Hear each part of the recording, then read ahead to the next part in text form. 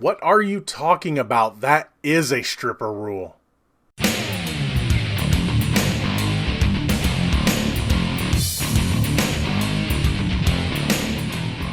Hey everybody, what's going on? Welcome to an all-new Crossin Streams. As always, I am your host, the real Geno Reynolds, and today we're going to be talking about episode 5 of the DC Universe's Harley Quinn series.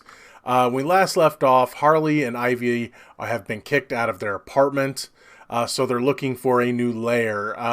So Harley has I guess it's a lair realtor, showing her different evil lairs, but nothing really seems to click with her.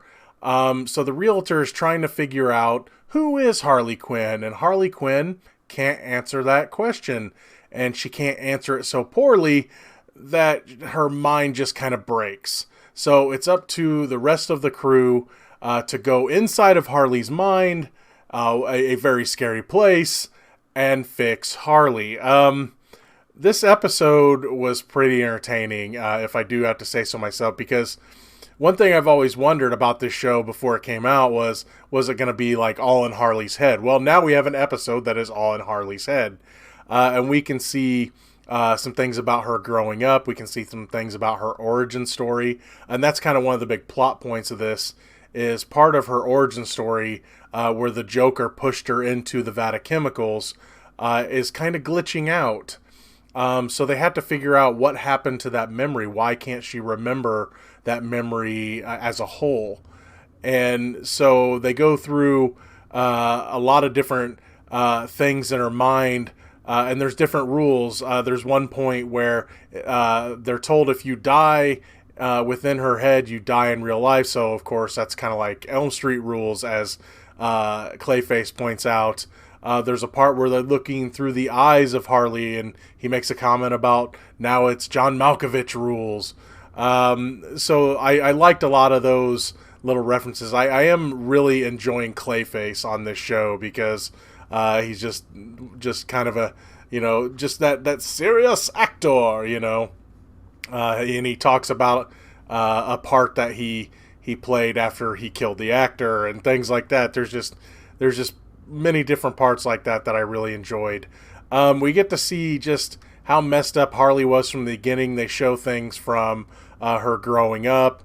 They show one of her obsessions, which is pretty funny, that ends up helping them, but it also you learn why she went to juvie as a kid, and just all these little things like that about her. But of course, the main problem is deep down, she's still not over the Joker. You knew it's coming, but the part of her brain that shows that he is all up in her mind. And so they had to figure out a way to get rid of those that dependency, that deep feeling for the Joker. And it goes to them, or for Harley actually, to figure out that even though she has certain memories, and she does find out what happened to that memory, she also kind of, in a very Harley way, creates her own origin story within her mind, even though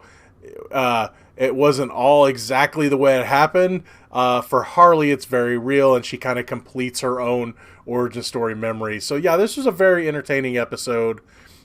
The stuff in Harley's mind, they talk about her as a child and how bad she was as a child, and it almost has a horror movie feel to this episode, because there's a bunch of versions of her as a kid chasing them throughout this. It's kind of her mind's defensive mechanism, and it's really a lot of fun.